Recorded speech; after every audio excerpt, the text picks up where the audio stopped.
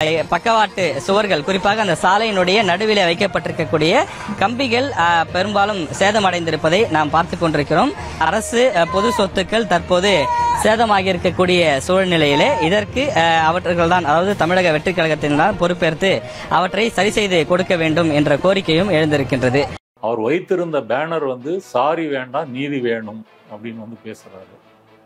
பேச்சில் பாத்தீங்கன்னா இந்த 24 பேர் இங்க கொண்டு வந்திருக்கிறோம், அவங்க குடும்பத்துக்கும் நீங்க சாரி கேளுங்க, ஆனா பேனர்ல சாரி வேணான்றாரு. பேசும்போது சாரி வேணும் அப்படின்னு சொல்றாரு.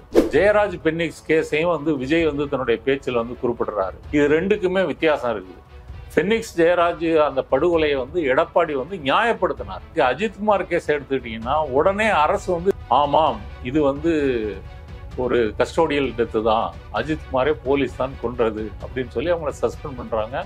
கொலை வழக்கு போட்டு அவர்கள் கைது செய்து உள்ள தள்ளப்படுறாங்க. விஜய் இது ரெண்டுக்குமான வேறுபாட்டை பார்க்கல. இந்த 3 நிமிஷம் அவர் பேசினதா இருக்கட்டும், ஆதவர்ஜனா பேசினதா இருக்கட்டும், அங்க போடப்பட்ட முழக்கங்களா இருக்கட்டும், எல்லாமே பாத்தீங்கன்னா விஜய் பேசும்போது அவரு பஞ்சு டயலாக் மாதிரி டெலிவர் பண்றாரு இல்லையா, அதற்குத்தான் அவர்கள் கைதட்டுகிறார்களே தவிர. போராட்டம்னா அதுக்கு ஒரு கோரிக்கை இருக்கும்ல, இந்த போராட்டத்தில் என்ன கோரிக்கை அப்படின்னு சொன்னா, விஜய் என்ற ஒற்றை இன்ஃப்ளூயன்சரை வைத்துக் கொண்டுதான் மொத்த தாவேக்காவும் இயங்கிட்டு இருக்கே தவிர, அது ஒரு அரசியல் கட்சியினுடைய இலக்கணத்தில் எந்த இலக்கணத்துக்கும் அது பொருந்தாது. அரண்சை நண்பர்களுக்கு வணக்கம். அரண்சை ஊடகம் சுயேட்சையாக இயங்குவதற்காகவே உருவாக்கப்பட்டது. நாம் செய்கிற வேலை உண்மையிலேயே மக்களுக்காக செய்கிறோம் என்பதை நீங்கள் நம்பினால், வாய்ப்பு இருந்தால் இந்த ரேசர் பே கியூஆர் கோடுக்குள்ளே நீங்கள் அதை ஸ்கேன் பண்ணி எங்களுக்கு உங்களால் இயன்றதை விருப்பம் இருந்தால் ஆதரவு தெரிவிக்கலாம். அரண்சை நேயர்களுக்கு வணக்கம். நான் மதநீர்வலகன். இன்று நமது சிறப்பு விருந்தினர் தோழர் நாதன் அவர்கள். நிறைய விஷயங்கள் விவாதிக்க இருக்கிறோம், அவரை வரவேற்கலாம். வணக்கம் தோழர். வணக்கம் தோழர். விஜய் முதல் முறையாக ஒரு போராட்டத்துக்கு தலைமை தாங்கி நடத்தியிருக்கிறார். கட்சி ஆரம்பித்து 2 ஆண்டுகள் கழித்து தான் ஒரு போராட்டத்துக்கு வந்திருக்கிறாரு அப்படின்லாம் விமர்சனங்கள் வருது. அவர் பேசவும் செஞ்சிருக்கிறார். 2.80 நிமிடம் அவர் உரையாற்றி இருக்கிறார் அப்படின்னு கிண்டலா சொல்றாங்க. அவருடைய உரை, அந்த போராட்டம் எப்படி இருந்தது உங்களுடைய பார்வை? டைரக்டர் இயக்கி சினிமா படங்களில் நடித்து கொண்டிருந்த விஜய் இப்போதான் அவங்களுடைய புசி ஆனந்த் ஜானவராக்கிசாமி இயக்கத்தில் நேரடியாக ஆர்ப்பாட்ட களத்திற்கு வந்திருக்கிறார். ஒரு இயக்கம் தான் அது. ஆமா, டைரக்ஷன்ல தான் நடிக்கிறாரு. வந்ததுல அவர் நீங்க சொன்னது போல ஒரு 3 நிமிஷத்துக்கு குறைவாக தான் பேசியிருக்காரு. பொதுவா எதிர்கட்சிகளை பொறுத்த வரைக்கும் ஒரு ஆளுங்கட்சி ஒரு மாநிலத்தை ஆளுது அப்படின்னு சொன்னா ஒரு நல்ல ஆரோக்கியமான எதிர்கட்சி என்பது அவசியம். ஆளுங்கட்சியினுடைய குறைகளை தவறுகளை சுட்டிக்காட்டி மக்கள் மன்றத்தில் முன்வைத்து போராட்டம் நடத்துவது என்பது சரியானது. ஆனால் விஜய்க்கும் தமிழக வெற்றி கழகத்திற்கும் அப்படி ஒரு நோக்கம் இருக்குதா அப்படின்னு சொன்னா, எலெக்ஷன் நெருங்க நெருங்க இவங்க இந்த மாதிரியான போராட்டங்களை ஒரு அடையாள வடிவத்தில் கட்டியமைக்கிறாங்க. அதில் இன்டெப்தா அவங்களுக்கு ஒரு நோக்கம் இருக்குதா, அந்த பிரச்சனைக்கு ஒரு தீர்வு காணணுமா அப்படின்னு கேட்டால் இல்லை அப்படின்னு சொல்லலாம். நேற்று நடந்த ஆர்ப்பாட்டத்தில் கூட அவர் வைத்திருந்த பேனர் சாரி வேண்டாம் நீதி வேணும் அப்படின்னு பேசுகிறாரு. பேச்சில் பார்த்தீங்கன்னா அஜித்குமார் லாக்அப் டெத்துக்காக நீங்கள் அஜித்குமார் கஸ்டோடியல் டெத்துக்காக நீங்கள் சாரி கேட்டிருக்கீங்க, சாரிம்மா நடக்கக்கூடாது நடந்துருச்சுன்னு கேட்டீங்க. அதே போல் இந்த 24 பேர் இங்கே கொண்டு வந்திருக்கிறோம், அவங்க குடும்பத்துக்கும் நீங்கள் சாரி கேளுங்க, இவங்க குடும்பத்துக்கும் அஜித்குமாருக்கு கொடுக்கப்பட்ட நிவாரணம் போல் வழங்குங்க அப்படின்னு சொல்கிறாரு. ஆனால் பேனரில் சாரி வேணான்றாரு. பேசும்போது சாரி வேணும் அப்படின்னு சொல்கிறாரு. ஏன் இதெல்லாம் நடக்குது அப்படின்னு சொன்னால், ஒரு உள்ளார்ந்து போலீஸினுடைய கொட்டடி கொலைகளை தடுக்க வேண்டும் அப்படின்னு ஒரு உணர்ச்சி சார்ந்த ஒரு நோக்கமோ அப்படி ஒரு அரசியல் ரீதியான பார்வையோ அவருக்கு இல்லை. நடிச்ச படங்கள்லயும் போலீஸுடைய அதிகாரத்தை அவர் மிகைப்படுத்தி தான் காட்டியிருக்காரு. அப்படிதான் காட்டுவாரு. இப்ப தமிழகத்தினுடைய சட்டம் ஒழுங்கு சீர்குலைந்து விட்டது அப்படின்ற முழக்கத்தையும் சேர்த்து பேசுறாங்க. அந்த ஆர்ப்பாட்டத்தில் அந்த முழக்கத்தையும் போடுறாங்க. விஜய் பேசும்போது என்ன சொல்றாரு, நான் போலீஸ் எல்லாம் குற்றம் சொல்ல மாட்டேன், போலீஸை கண்ட்ரோல் வச்சிருக்கிறது யாரு, ஸ்டாலின் முதலமைச்சர், உள்துறையை நீங்க தான் வச்சிருக்கிறீங்க, அப்ப நீங்க தான் இதற்கு பொறுப்பு அப்படின்னு சொல்றாரு. இப்ப எடப்பாடியும் கூட இந்த சட்டம் ஒழுங்கு சீர்குலைந்து விட்டதுன்னு சொல்லி அண்ணாமலை, நயனா நாகேந்திரன், பிஜேபி, ஏடிஎம்கே எல்லாருமே இதை பத்தி பேசுறாங்க. இவங்க பேசுவதனுடைய பொருள் என்ன? சட்டம் ஒழுங்கு சீர்குலைஞ்சுச்சு அப்படின்னு சொன்னா போலீஸுக்கு அதிக அதிகாரத்தை கொடுங்கள். போலீஸினுடைய அதிகாரத்தில் வந்து அரசு தலையிட்டால் மட்டும்தான் சட்டம் ஒழுங்கு பிரச்சனை வரும் அப்படின்றதான் அதனுடைய பொருள். இப்போ போலீஸ் தலையிட்டதுனால தான் வந்து இந்த கஸ்டோடியல் டெத் வந்து நடக்குது. அப்போ போலீஸினுடைய அதிகாரங்கள் சட்டப்படி வரையறுக்க வேண்டுமா, இல்லை போலீஸ் வந்து சட்டப்படி வந்து சட்டம் ஒழுங்கு காவலை நிலைநிறுத்தணுமா? இதில் அவங்களுக்கு ஒரு தெளிவில்லை. ஏன் இதை அப்படி சொல்கிறேன் அப்படின்னு சொன்னால், ஒரு பொதுமக்களுடைய மனநிலையை எப்படி இருக்குது அப்படின்னு கேட்டிங்கன்னா, ஒரு ரேப் நடக்குது அப்படின்னு சொன்னால் அந்த ரேப் பண்ண கயவர்களை உடனடியாக வந்து என்கவுண்டரில் போட்டு தள்ளணும். இதுதான் பொதுமக்களுடைய மனநிலை. சில வருடங்களுக்கு முன்னாடி கோவையில் வந்து ஒரு 2 குழந்தைகள் அது மாதிரி செஞ்சவங்க உடனே வந்து போலீஸ் வந்து ஒரு போலி மோதலில் வந்து அவங்கள சுட்டு கொள்றாங்க. இதை வந்து தமிழக மக்களே ஆர்ப்பரித்து வந்து கொண்டாடுகிறார்கள். கோவையில் லட்டுலாம் கொடுத்தாங்க. லட்டெல்லாம் கொடுத்தாங்க. அதே போல் வந்து ஹைதராபாத்தில் அது நடந்திருக்குது. இப்போ நீங்கள் ஆம்ஸ்டாங் படுகொலை எடுத்துக்கங்க. ஆம்ஸ்டாங் படுகொலையில் வந்து திருவேங்கடம் வெற்ற காட்சியை வந்து போலீஸ் வந்து லீக் பண்ணிட்டு அப்புறம் திருவேங்கடத்தை வந்து போடுறாங்க. இப்போ இதுல எல்லாம் நீதிமன்றம் வந்து தலையிடுகிறதா? எப்படி நீங்கள் வந்து போலீஸ் இதை வந்து செய்யலாம்? ஏன்னா இது வந்து போலீஸ் திட்டமிட்டு செய்த படுகொலை என்பது வந்து மக்களுக்கும் தெரியும், எதிர்கட்சிகளுக்கும் தெரியும், உலகத்துக்கும் தெரியும், விஜய்க்கும் தெரியும். ஆனால் இதை வந்து கண்டித்திருக்கிறார்களா? அப்போ அதில் வந்து நீங்கள் வந்து போலீஸுக்கு அதிகாரம் கொடுக்கணும்னு சொன்னால் அப்போ ஒரு சராசரி போலீஸ் வந்து எப்படி இருக்கும்? போலீஸ் என்ற எந்திரம் வந்து எப்படி இருக்கும் அப்படின்னு சொன்னால் அது மிருகத்தனமாக தான் இருக்கும். அந்த எந்திரத்தை வந்து மாற்ற முடியாது. அது மக்களுக்கு, சட்டத்துக்கு, நீதித்துறைக்கு ஒரு அக்கௌண்டபிளாக இருக்கணும் அப்படின்னு ஒரு பார்வையை முன்வைத்தால் மட்டும்தான் இதை வந்து தடுத்து நிறுத்த முடியும். இன்னொரு உதாரணம் சொல்கிறேன். நீங்கள் தமிழகத்தில் ஒரு கடந்த 10 ஆண்டுகளாக எடுத்துக்கிட்டீங்க அப்படின்னு சொன்னால், இந்த பெட்டி கிரிமினல்ஸு போலீஸ் அடிச்சிட்டாங்க, எல்லாம் சிறு திருட்டு பண்ணிட்டாங்கன்னு சொன்னால் மாவு கட்டு போடுறாங்க. இந்த மாவு கட்டு போடுவது என்பது என்ன? போலீஸ் வந்து அவர்களை வந்து அந்த காவலில் எடுத்துக்கொண்டு ஒரு 2 கல்லுக்கு இடையில அவங்க கையையோ காலையோ அதை கேட்டுக்கிறாங்க. உனக்கு ரைட் ஹேண்ட் வேணுமா, லெஃப்ட் ஹேண்ட் வேணுமா கேட்டுட்டு வந்து இரும்பு தடியால் வந்து அதை உடைக்கிறாங்க. கை கால்களை உடைத்து அப்புறம் வந்து மருத்துவமனைக்கு கொண்டு போய் வந்து மாவுக்கட்டு வந்து போடுறாங்க. இது என்றைக்காவது நீதிமன்றம் இதை தட்டி கேட்டிருக்கிறதா? அதாவது போலீஸினுடைய பாத்ரூமில் வழுக்கி விழுந்துட்டாங்க. தமிழ்நாட்டில் இருக்கக்கூடிய போலீஸ் ஸ்டேஷன் எல்லாம் பாத்ரூம் எல்லாமே வழுக்கி விழக்கூடிய தரத்தில் தான் இருக்குதா? இது நீதிமன்றத்துக்கு தெரியாதா? அப்போ இதை வந்து நீதிமன்றம் வந்து தட்டி கேட்கல.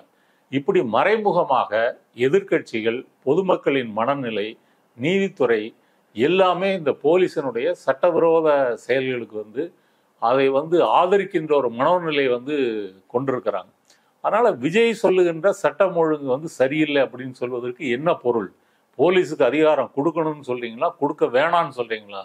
இது வந்து ஒரு பிரச்சனை. ஆதவர்ஜினா வந்து 31ன்னு சொல்றாரு போலீஸினுடைய இந்த கஸ்டோடியல் டெத்து.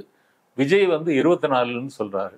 ஆனா இந்த 24ல வந்து தமிழ்நாடு அரசு வந்து 11ன்னு சொல்லுது. அது லாக்அப்ல இறந்தவங்க, அப்புறம் வந்து கஸ்டடியில் இறந்தவங்க, ஜுடிஷியல் கஸ்டடியில் இறந்து போனவங்க பல பிரிவுகள் வந்து இருக்குது. தமிழக அரசு வந்து 11ன்னு சொல்லுது. இந்த கணக்குக்கு வந்து என்ன ஆதாரம்? அடுத்தது இவங்களெல்லாம் வந்திருக்கிறீங்க. கூட்டிட்டு வந்து அவங்கள வெயிலில் அவங்க மேடையில் நிற்க வைத்து இவர்களுக்கு நிவாரணம் வேணும்னு சொல்றீங்க. அப்போ உங்களுடைய நோக்கம் வந்து என்ன? போலீஸ் வந்து இப்போ மனித உரிமை ஆர்வலர்கள்லாம் எடுத்துக்கலாம், ஹென்றி திபன் போன்றவர்கள்லாம் என்ன கேட்குறாங்க அப்படின்னு சொன்னால், போலீஸ் வந்து இந்த 3rd டிகிரி மெத்தட்ஸில் வந்து சித்திரவதை செய்யக்கூடிய, டார்ச்சர் செய்யக்கூடிய இந்த அதிகாரத்தை கட்டுப்படுத்துகின்ற அல்லது நிறுத்துகின்ற ஒரு சட்டப்பிரிவு இயற்றப்பட வேண்டும். அப்படி ஒரு சட்டம் வந்து வரணும். போலீஸு சித்திரவதை செய்வதற்கு அனுமதி வந்து கிடையாது. இப்பவும் அது சட்டப்படி தவறு தான். ஆனால் சட்டப்படி அப்படி செய்யக்கூடாது, அப்படி செய்தால் அது குற்றம் என்று அவர்களை தண்டிக்கப்படக்கூடிய சட்டப்பிரிவுகள் ஏற்றப்படவில்லை. அது வந்து மாநில அரசால் நிறைவேற்றப்பட வேண்டும், ஒன்றிய அரசால் நிறைவேற்றப்பட வேண்டும் அப்படின்னு மனித உரிமை ஆர்வலர்கள் வந்து சொல்றாங்க. விஜய் அந்த மாதிரி கோரிக்கை எதுவும் முன் வச்சிருக்கிறாரா? அப்படி முன்வைக்கல. ஆனா ஒன்றிய அரசு போலீஸோட அதிகாரத்தை அதிகப்படுத்தி தானே இப்போ கொண்டு வந்திருக்கிறாங்க. ஆமா, அதிகப்படுத்தி தான் கொண்டு வந்திருக்கிறாங்க. விசாரணை இல்லாம நீங்க வந்து கைதிகளை எவ்வளவு நாள் வச்சிருக்கலாம். பீமா கோரேகான் வழக்கிலே அதை நம்ம வந்து பார்த்தோம். எவ்வளவு பேர் மேல வந்து குற்றப்பத்திரிகை போடாம வந்து அவங்க சிறையில் வைத்திருந்தாங்க. சிறையில் அலைக்கழித்து ஸ்டான்கே சுவாமி போன்றவர்களே எப்படி வந்து அதெல்லாம் வந்து ஒரு கொற்றடி கொலை தானே. இப்படியெல்லாம் வந்து நடந்துகிட்டு இருக்கும்போது உங்க பாயிண்ட்ல வந்து தெளிவில்லை. ஒரு பச்சையான அரசியல் சந்தர்ப்பவாதம் மட்டும்தான் வந்து தெரியுது. இந்த அஜித்குமார் இது வந்து இப்படி வெளிப்படையாக வந்து இப்படி மக்களால் பேசப்பட்டதற்கு காரணம் அது ஒரு கொடூரமாக நடந்த ஒரு கொலை. இப்போ நீங்கள் லாக்அப் டெத்து வந்து பல நடந்திருந்தாலும் 1-2 மக்கள் மத்தியில் பேசப்படுவதற்கு காரணம் அதனுடைய ஒரு கொடூரமான தன்மை. எல்லா இதுவுமே அப்படி பேசப்படுமானா பேசப்படாது. இப்போ நிர்பயா கேஸ் எடுத்துங்க. நிர்பயா கேஸ் மாதிரி வந்து இது இந்தியா முழுக்க வந்து இந்த ரேப் பண்ணி அந்த பெண்களை கொலை செய்வதோ அல்லது வந்து குற்றுயிரும் கொலையுமா போட்டுட்டு போகிறதோ வந்து ஏராளமாக நடக்கிறது. நிர்பயா கேஸுக்கு பிறகும் அது வந்து குறைந்த பாடில்லை. ஆனால் நிர்பயா கேஸில் நாடு முழுக்க அந்த தருணத்தில் வந்து மக்கள் மத்தியில் அப்படி ஒரு எதிர்ப்பலை வந்து வந்தது, அப்படி ஒரு போராட்டம் வந்து நடந்தது. அதே போல தான் அஜித்குமாருக்கும் வந்து நடந்திருக்குது. இது பேசப்படுறது, விவாதிக்கிறது, போலீஸ் சட்டப்படி நடக்கணும், போலீஸினுடைய அதிகாரங்கள் வந்து சட்டப்படி கட்டுப்படுத்தப்படணும், சித்திரவதைக்கு எதிரான சட்டம் கொண்டு வர வேண்டும். இப்படி ஒரு நீண்டகால மாற்றத்தை நோக்கி அவருடைய குரல் வந்து இல்லை. இவர்களெல்லாம் எதிர்ப்பை பயன்படுத்திக் கொள்ள வேண்டும். ஆமா, இந்த எதிர்ப்பை பயன்படுத்தி கொள்றது, அதுக்கு அவங்களையெல்லாம் வரவழைச்சு பேசுறது, இது மட்டும்தான் வந்து நடந்திருக்கு.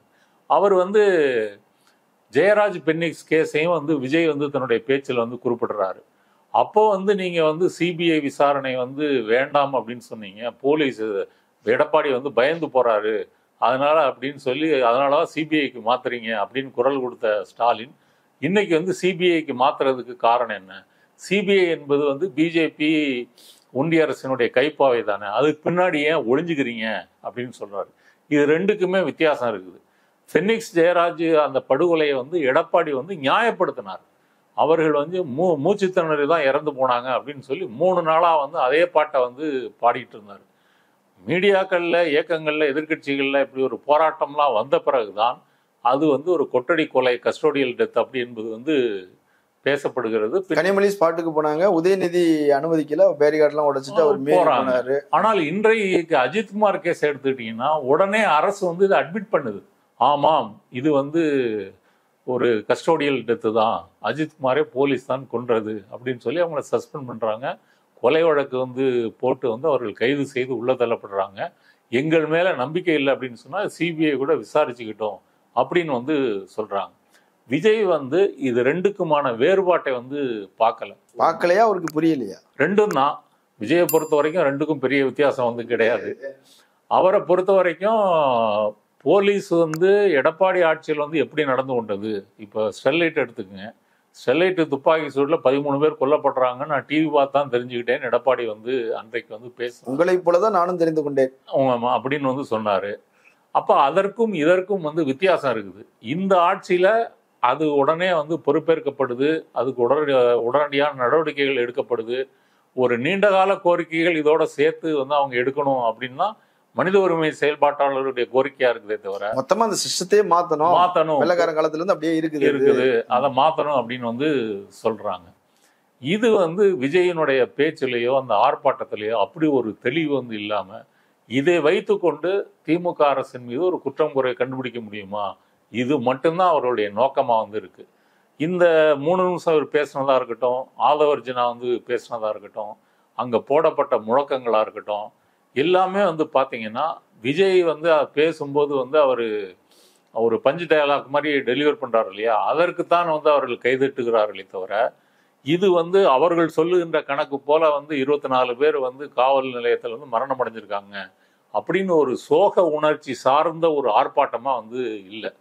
தலைவனை வந்து பார்க்க வந்திருக்கிறாங்க அப்படின்றது மட்டும்தான் வந்து அது விஜய் வந்திருக்கிறாரு, அவர் பார்க்க வந்திருக்கிறார். விஜய் வராரா இல்லையான்றதே ஒரு சஸ்பென்ஸா வச்சிருந்தாங்க. கடைசியில் அவர் வந்து வந்துட்டாரு.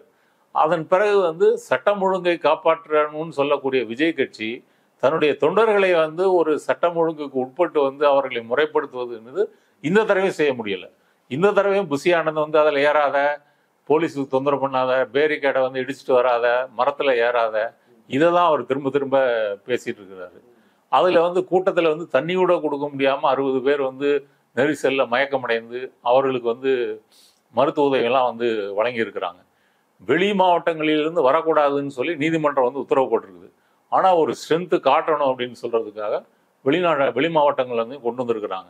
இதை தாண்டி விஜயை பார்க்க வேண்டும் என்ற நோக்கத்திற்காகவும் இது வந்து வந்திருக்குது. அதனால ஒரு ஆக்கப்பூர்வமான ஒரு எதிர்க்கட்சி ஒரு ஆளுகின்ற அரசை நோக்கி ஒரு சுட்டி காட்டுகின்ற, ஒரு குறையை சொல்லுகின்ற, மக்கள் மத்தியில் அம்பலப்படுத்துகின்ற ஒரு போராட்டமாக இது அமையவில்லை. இது மற்றும் ஒரு ஈவெண்ட் மேனேஜ்மெண்டாக தான் இந்த போராட்டம் என்பது நடந்திருக்கு. இல்லை, இப்போ ஒரு போராட்டம்னா அதுக்கு ஒரு கோரிக்கை இருக்கும்ல. இந்த போராட்டத்தில் என்ன கோரிக்கை? என்ன கோரிக்கை அப்படின்னு சொன்னா, நீதிமன்றத்தின் மேற்பார்வையில ஒரு ஸ்பெஷல் இன்வெஸ்டிகேஷன் டீம் வந்து இதை வந்து விசாரணை செய்ய வேண்டும் அப்படின்றதான் விஜயனுடைய கோரிக்கை. ஏற்கனவே நீதிமன்றம் டேக் ஓவர் பண்ணிருச்சு. நீதிமன்றத்தின் கண்காணிப்புல மாவட்ட நீதிபதி விசாரணை பண்ணிட்டு அறிக்கையும் ஒப்படைச்சிருக்கிறாங்க. இது அவருக்கு தெரியும் தானே? தெரியும். ஆனா இவ தன்னை மீறி வந்து நடவடிக்கைகள் வேகமா எடுக்கப்பட்டுக்கிட்டு இருக்கும்போது நமக்கு ஒரு இடம் ஏறணும், நம்ம ஜீப்ல ஏறணும் அப்படின்றதுக்காக வலிந்து வந்து சொல்றாரு.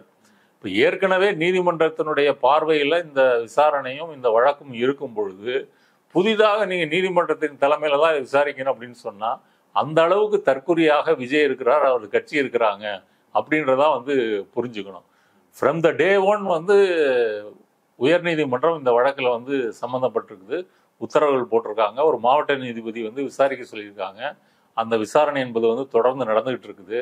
இது கூட வந்து தெரியாம ஏற்கனவே நீதிமன்றத்துக்கு போன விசாரணையை மீண்டும் ஒரு முறை ஒருவேளை உச்ச நீதிமன்றத்தை சொல்றாரா அப்படின்றத நமக்கு வந்து தெரியல. நீதிமன்றம் டேக் ஓவர் பண்ணிருச்சு. அதான் நான் சொல்ல வரேன். அதுல அந்த பிரச்சனையில அவங்களுக்கு எந்த தெளிவும் இல்லை. இதை வைத்துக்கொண்டு திமுக அரசுக்கு ஒரு கெட்ட பெயர் ஏற்படுத்தி நம்ம பக்கம் வந்து ஸ்கோரை வந்து ஏத்திக்கலாமா அப்படின்றது மட்டும்தான் அவங்க நோக்கமா இருந்ததே தவிர இதைத்தான் அவர்கள் கோரிக்கையா வந்து முன் வச்சிருக்கிறாங்க.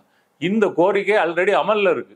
அமல்ல இருக்கின்ற கோரிக்கையை புதுசா வந்து அதாவது வந்து முன்தேதியிட்டு நடந்த ஒரு சம்பவத்திற்கு பின்தேதியிட்டு நீங்க வந்து கோரிக்கை வச்சீங்கன்னா அது வந்து முட்டாள்தனமா, அது அரசியலா, அது என்னது? அது நின்று நிதானமா செய்யறதுக்கு இவ்வளவு வாய்ப்புகள் இருக்குது. 10 நாளுக்கு மேல ஆயிடுச்சு. நீ ஞாயிற்றுக்கிழமை நாளா தேர்வு செஞ்சு விடுமுறை நாள் நிறைய பேர் கூட்ட முடியும், இவ்வளோலாம் யோசிச்சிருக்கிறீங்களே தவிர நடந்த சம்பவத்தை யோசிக்கலையே அப்படின்றத நீங்க சொல்றீங்க. மொத்தமா இந்த 2 ஆண்டுகளில் டிவிக்கோடைய பெர்ஃபார்மன்ஸ் எப்படி இருக்குதுன்னு பாக்குறீங்க? தமிழக வெற்றி கழகத்தை பொறுத்த வரைக்கும் விஜய் வந்து ஒரு சோசியல் மீடியா இன்ஃப்ளூயன்சராக மட்டும்தான் அந்த கட்சிக்கு வந்து அவர் பயன்படுறாரு. இன்ஃப்ளூயன்சர்னு சொன்னோடனே எனக்கு ஒரு ஞாபகம் வருது.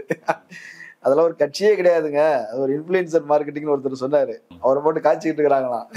அது உண்மைதான். அது நீங்க இன்ஸ்டாகிராமில் வந்து நீங்க வந்து சில ஆயிரங்கள் அல்லது ஒரு மில்லியன் பின்தொடர்புகள் இருக்கிறாங்க அப்படின்னு சொன்னா நீங்க ஒரு இன்ஃப்ளூயன்சர். உடனே என்ன செய்வாங்க, மார்க்கெட்டிங் டீம் வந்து வரும், இந்த ப்ராடக்டை வந்து நீங்கள் கொஞ்சம் லான்ச் பண்ணுங்க, இவ்வளோ ஆயிரங்கள் தாரோம், இவ்வளோ லட்சங்களில் தாரோம் அப்படின்னு ரேட்டு பேசி இது பண்ணுவாங்க.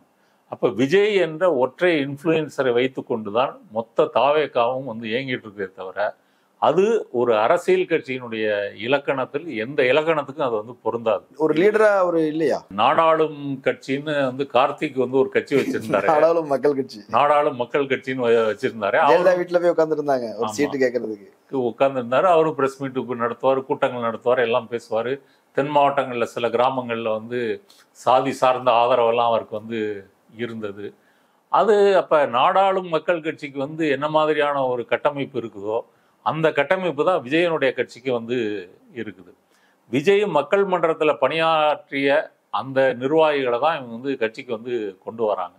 ஆனால் இப்போ தேர்தல்னு வந்த பிறகு இது வந்து மக்கள் மன்றத்துக்கும் அது தேர்தல் கட்சி அப்படின்றதுக்கு நிறைய வித்தியாசம் இருக்குது. தேர்தலில் நீங்கள் போட்டிடுறீங்க அப்படின்னா அது ஒரு செலவு பிடிக்கின்ற ஒரு விஷயம். ஒன்றும் இல்லை, நீங்கள் வந்து ஒரு போஸ்டர் அடிக்கணும், நோட்டீஸ் அடிக்கணும், கூட்டம் போடணும், பேச்சாளர்கள், சிறப்பு பேச்சாளர்கள், நட்சத்திர பேச்சாளர்கள் அப்படிலாம் இருக்காங்களான்னு தெரியல. இல்ல, சரி, இல்லாத நட்சத்திர பேச்சாளர்களை எல்லாம் உருவாக்கி கொண்டு வந்து நடிகர்கள் டான்ஸ் இப்படிலாம் ஒரு தேர்தலில் ஒரு தொகுதியில வந்து போட்டியிடணும்னு சொன்னா சில பல கோடிகளை வந்து நீங்க வந்து செலவழிக்கணும். இல்ல அதான் சொல்லியிருக்கிறாங்களே, இப்ப நீ கட்சிக்கு 2 கோடி ரூபாய் கொடுத்துருங்க, 20 கோடி ரூபாய் செலவு பண்ணுங்க, அந்த நபர்களை தான் நாங்க வந்து வேட்பாளர் போடுவோம். இதெல்லாம் நீங்க பொது வெளிக்கு வந்து வந்திருக்கு. அப்போ ஒரு வேட்பாளர் வந்து 2 கோடி ரூபாய் கொடுத்து வந்து ஒரு தொகுதியில போட்டியிடுவதற்கு வந்து அவர் தயாராகணும். அதன் பிறகு செலவழிக்கிறதுக்கு 20 கோடி தனியாக வந்து அவர் எடுத்து வைக்கணும். இதெல்லாம் வந்து நடைமுறை சாத்தியமா?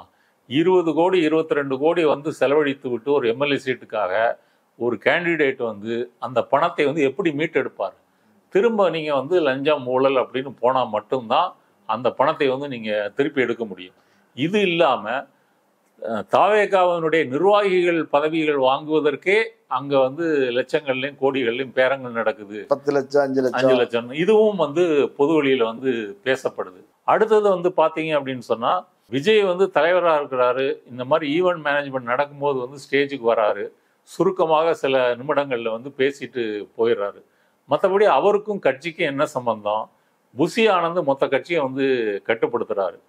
புசி ஆனந்த், ஜான் ஆரோக்கியசாமி என்ன செய்யறாரு அப்படின்னு சொன்னா புசி ஆனந்தை மீறி வந்து விஜயை நெருங்க முடியல அப்படின்னு அவருடைய அது வந்து ஆடியோவெல்லாம் வெளியே வந்து அதாவது அவரே அவரை வெளியே தூக்குறதுக்கெல்லாம் முயற்சி செஞ்சாருலாம் சொல்றாங்க. இப்படிலாம் வந்து நடந்துட்டு இருக்கும்போது அங்க வந்து ஒரு அறிவார்ந்த தலைவர்களோ பேச்சாளர்களோ செய்தி தொடர்பாளர்களோ ஒரு விரல் விட்டு எண்ணிடலாம். ஒன்று வந்து இல்லை அல்லது வந்து குறைவா இருக்கிறாங்க அப்படின்ற முறையில் வந்து சொல்லலாம். அப்போ இதெல்லாம் என்ன அப்படின்னு சொன்னால் ஒரு ஜெயலலிதா எம்ஜிஆர் பாணி அரசியல்னு சொல்லலாம். ஜெயலலிதா எம்ஜிஆர் வந்து கட்சியில் இருக்கும்போது வந்து இந்த கட்சியே அந்த ஒற்றை முகத்தை நம்பித்தான். அவர்களை தாண்டி யாரும் வந்து ஒரு ஆளாகவோ இதெல்லாம் நடக்க முடியாது. ஜெயலலிதா ஆட்சி காலத்தில் அமைச்சர்களாக இருக்கிறவங்க அன்றைக்கு காலையில் பெட்டி கடையில் போய் தினத்தந்தி வாங்கி பார்த்து இன்று நாம் அமைச்சராக நீடிக்கிறோமா நீக்கப்படுறோமா அப்படின்னு பார்த்துட்டு தான் வந்து தெரிஞ்சுக்குவாங்க. தமிழக மக்களுக்கு வந்து ஜெயலலிதாவை தான் தெரியுமே தவிர நிதியமைச்சர் யாரு, விவசாய அமைச்சர் யாரு, நீர்ப்பாசனத்துறை அமைச்சர் யாரு, தொழில்துறை அமைச்சர் யாரு, இதெல்லாம் அவங்களுக்கு வந்து தெரியாது. இப்படிப்பட்ட ஒரு கட்சியை தான் விஜயும் வந்து உருவாக்குறாரு.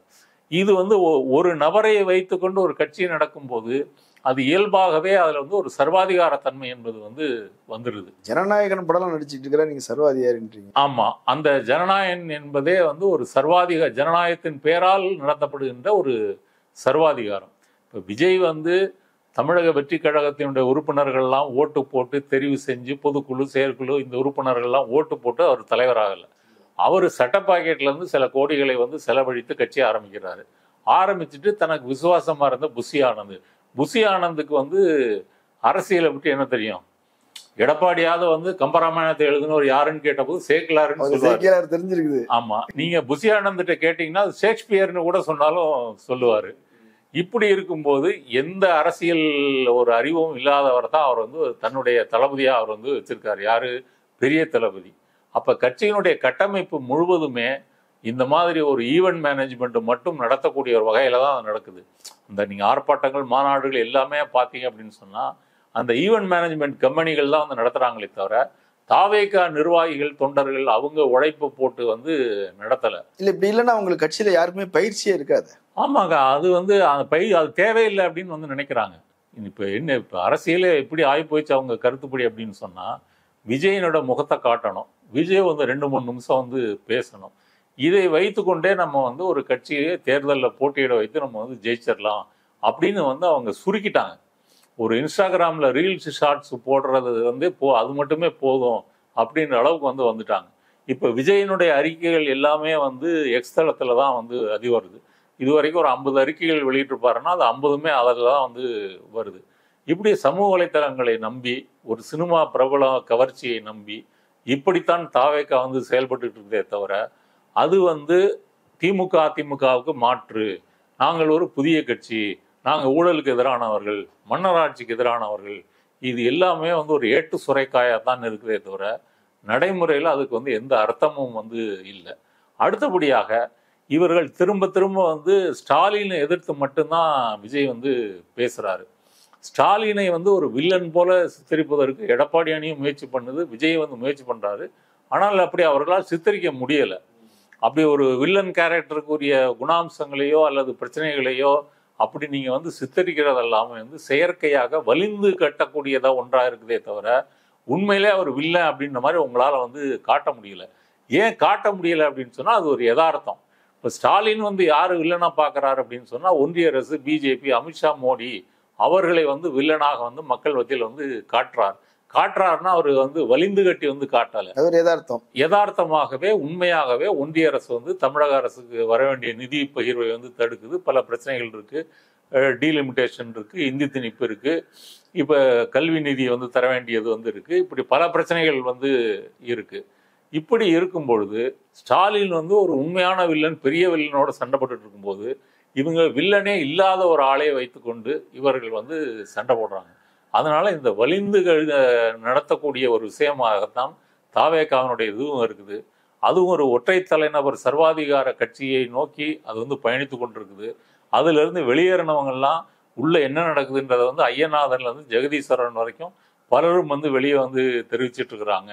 இது எல்லாமே வந்து கூட்டி கழிச்சு வந்து பார்த்தீங்க அப்படின்னு சொன்னா தாவேகா என்பது வந்து விஜயை வந்து நம்பி இருக்குது. விஜய் யாரை நம்பி இருக்கிறாருன்னா டைரக்டரை நம்பி இருக்கிறாரு. இப்போ டைரக்டர் வந்து யாருன்னா புஷி ஆனந்துக்கு டைரக்ஷன் பண்ணவே வந்து தெரியாது. ஜான் ஆரோக்கியசாமி வந்து ஒரு வியூக வகுப்பாளர்.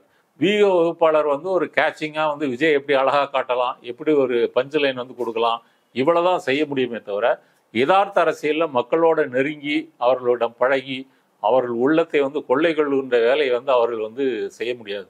இப்போ பிரசாந்த் கிஷோர் திமுகவுக்காக வேலை பார்த்தார் அப்படின்னு சொன்னால், பிரசாந்த் கிஷோர் பேட்டியில் வந்து சொல்லியிருக்காரு, தமிழ்நாட்டில் திமுகவுக்கு வேலை செய்கிறது அப்படின்றதுல ஒரு பிரச்சனை இருக்குது. திமுக ஒரு பாரம்பரிய கட்சி, பழைய கட்சி, கேடர்ஸ் உள்ள கட்சி. இங்கே ஒரு மாற்றத்தை கொண்டு வருவது என்பது வந்து அவ்வளவு சுலபம் இல்லை. அதே இது நீங்கள் திரிணாமுல் காங்கிரஸ் போனீங்கன்னா அது ஒரு புது கட்சி, ஒரு தலைவர், மம்தா சொன்னால் கேட்டுக்குவாங்க. தமிழ்நாட்டில் அது வந்து செய்கிறது சிரமமாக இருக்குது. அப்போ பிரசாந்த் கிஷோரை வந்து ஒரு தேர்தல் விளம்பரத்துக்காக அவங்க பயன்படுத்திக்கிட்டாங்க.